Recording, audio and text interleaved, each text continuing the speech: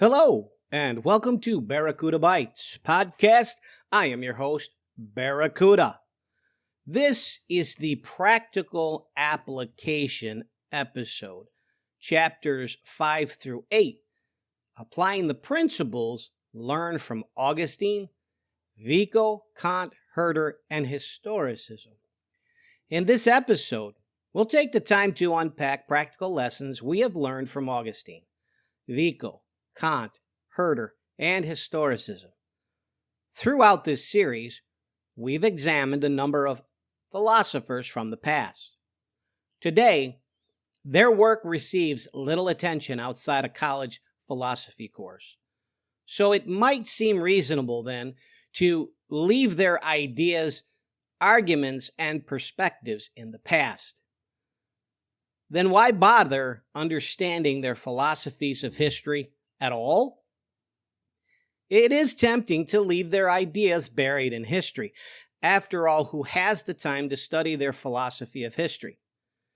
The answer to that question might surprise you.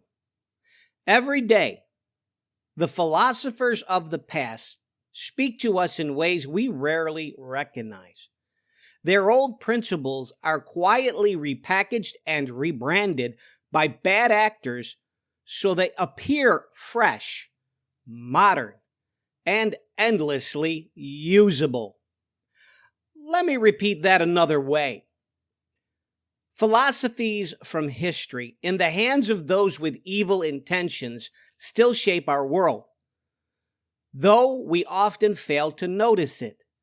They rebrand those old ideas, dressing them up as something new so they stay fresh, updated, and constantly and consistently in circulation. Here are a few examples that you might have seen or heard. Now, Apple TV has a series that debuted in 2023 called Silo. Again, Silo, Apple TV, is a science fiction dystopian drama created by Graham Yost, based on Hugh Howey's Silo trilogy. It is set in a ruined, toxic future where about 10,000 people live in a massive underground silo spanning 144 levels. Residents follow rigid regulations that they believe protect them from the deadly outside world while their history has been erased or heavily controlled. The story centers on engineer Juliet Nichols, Rebecca Ferguson, as she investigates mysteries, deaths, and forbidden knowledge, gradually uncovering secrets about the silo's true nature, its governance, and the world beyond. The core ideas include tension between safety, security, and freedom, curiosity and rebellion sparked by lies about the past and present, and echoes of the classic dystopias such as Orwell's 1984, Surveillance and Rewritten History, Brave New World, and Fahrenheit 451, Forbidden Knowledge. In short, the major theme is how a tightly controlled society built on secrets and the illusion of protection and safety unravels when individuals demand the truth. The overtones of the philosophies of Vico, Kant, Herder, and Historicism are all present throughout the series, with the notable exception of Augustine, and remain clearly discernible. The silo functions, in reality, as a hive. Its hive mind and power structures maintain order through surveillance, controlled information, and fear. Distinct classes exist within. The engineers occupy the lower levels, while the sheriffs and judicial operate from the upper levels, and so on. Their language, culture, writings, celebrations, and holidays together reveal the inner life of the 10,000 people living inside the silo. We watch as the lead character, Juliet Nichols, is sent outside to clean. It's a punishment. They're sending her out knowing she's going to die. Instead of cleaning the camera lens, she drops the towel. She walks over the hill and discovers another silo, Silo 17. Now, there are thousands of dead bodies / skeletons outside the doors of Silo 17. But Juliet Nichols goes into the silo. Inside Silo 17 lives a lone man who guards and protects the history of that silo from within its most sacred vault. What Juliet learns from that individual drives her to construct a suit so she can return to her own silo, 18. It becomes clear that everyone in Silo 17 perished because of a rebellion begun by the engineers. The same cast of players, judicial, the judge, the mayor, reapers, engineers, and sheriffs reenact the identical story and history in Silo 17. Every role contributed to the total collapse of that society.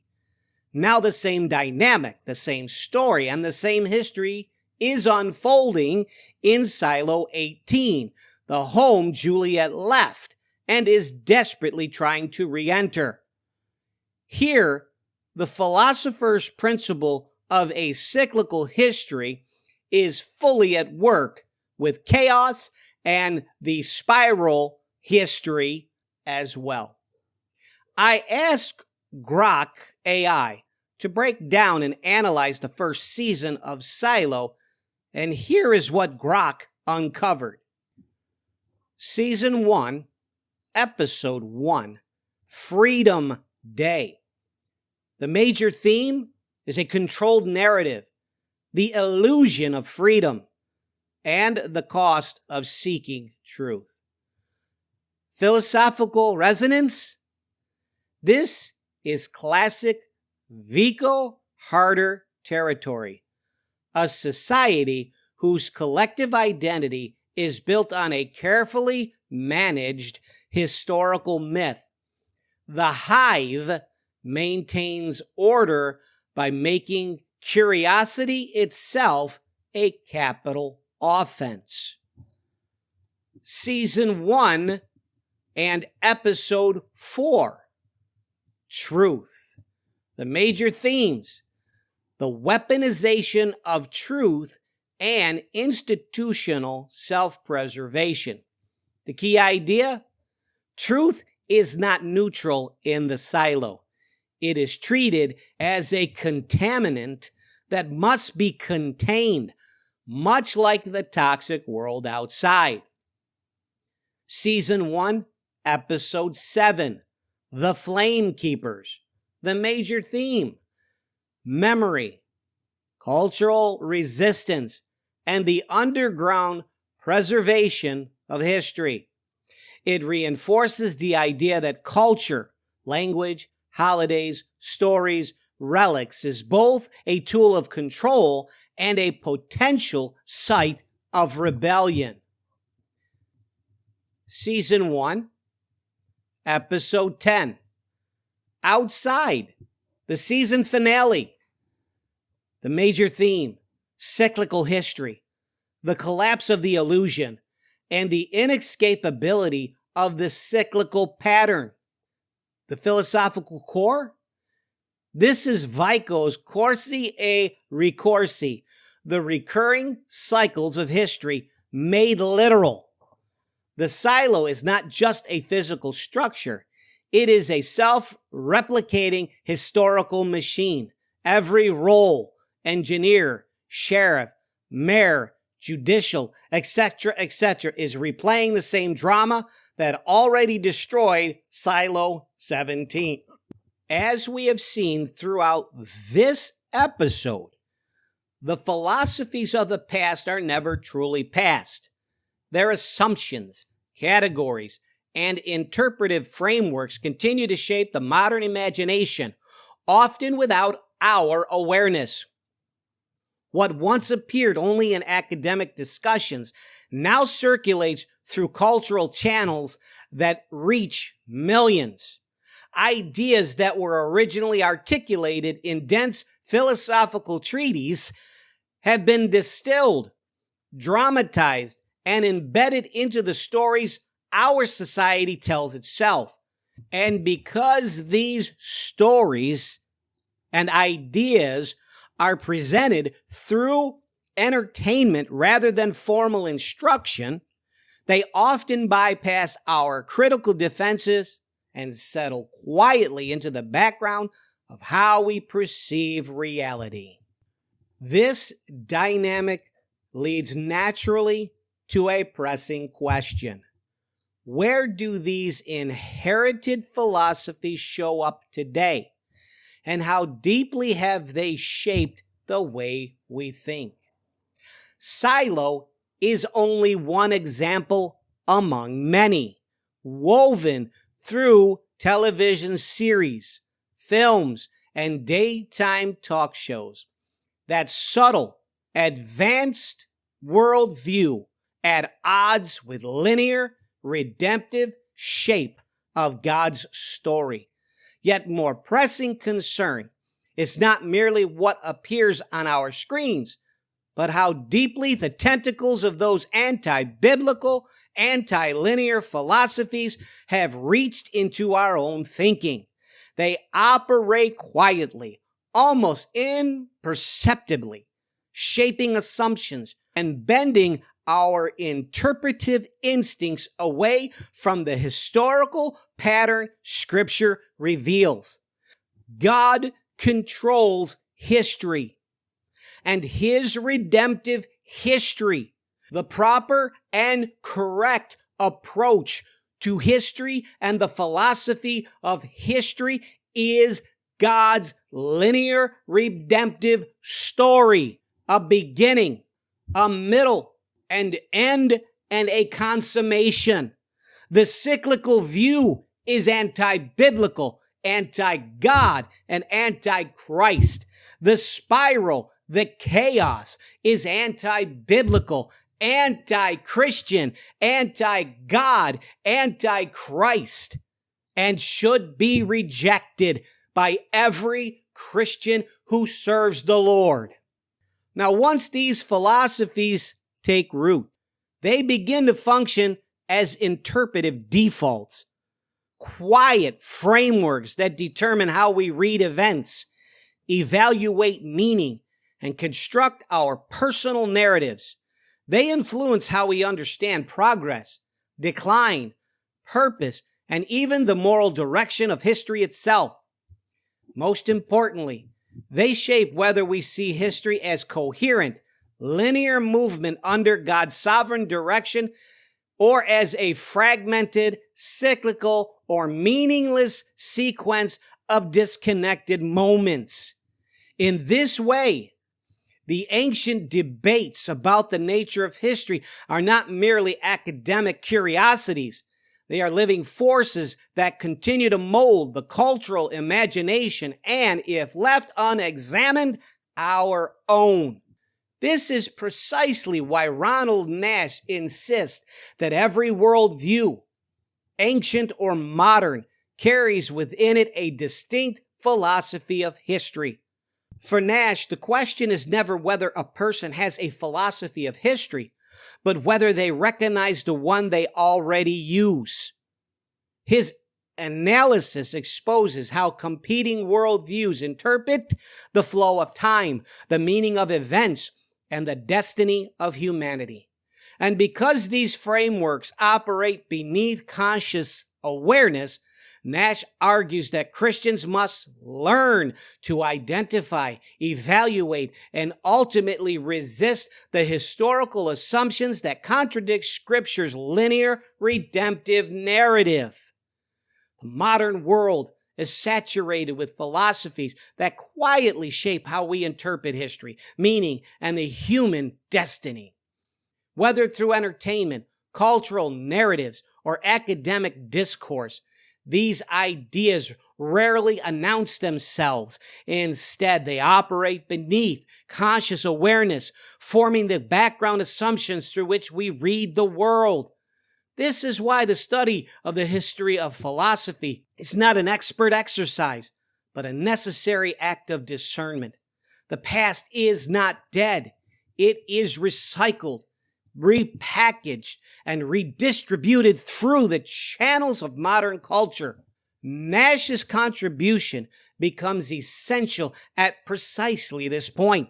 His framework equips Christians to recognize the historical assumptions embedded within every worldview, ancient or modern, and to evaluate them with clarity and conviction. By applying Nash's 3 tests for evaluating worldviews, the test of coherence, correspondence, and livability, believers can discern which philosophies align with Scripture's linear, redemptive narrative and which subtly undermine it. Here is how to work Nash's 3 tests for evaluating worldviews. This is a diagrammic overview. Number 1, coherence, internal consistency.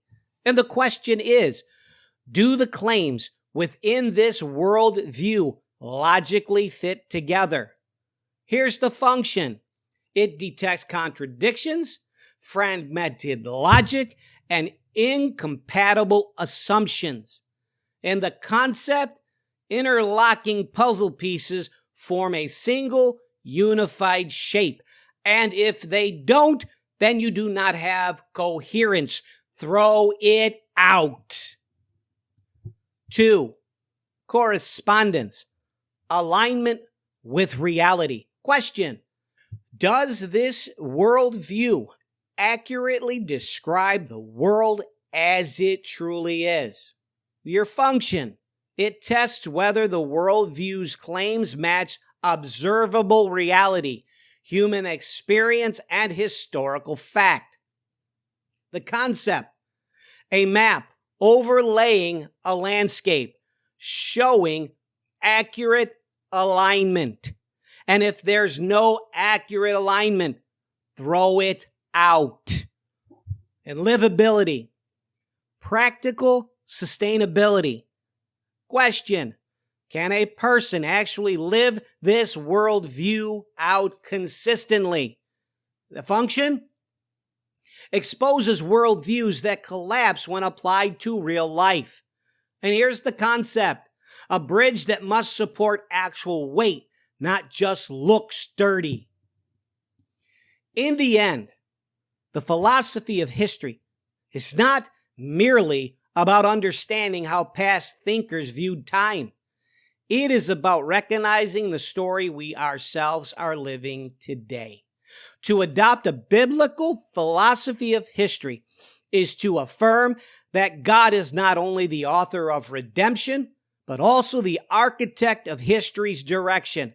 And to evaluate competing worldviews is to ensure that our understanding of the past, present, and future remains anchored in the truth of God's unfolding redemptive story. Anything else will not work. Throw it out. Well, thank you for taking this time to understand the application of chapters 5 through 8. We have learned a lot, and we have seen a lot. And I hope that you will take this episode to heart, that you will take Nash's 3 tests for evaluating worldviews and add it to the repertoire of tools that you have. And I pray that you will adopt a linear, redemptive story that has a beginning, a middle, an end, and a consummation, and you stick with the Word of God, and you will be blessed. I am your host, Barracuda. This is Barracuda Bites Podcast. Again, thank you for taking the time to sit and to listen. I hope you've been challenged. I hope that you have learned, and I pray that this information makes you stronger and better as a child of the living God. God bless you and have a wonderful rest of the week and weekend.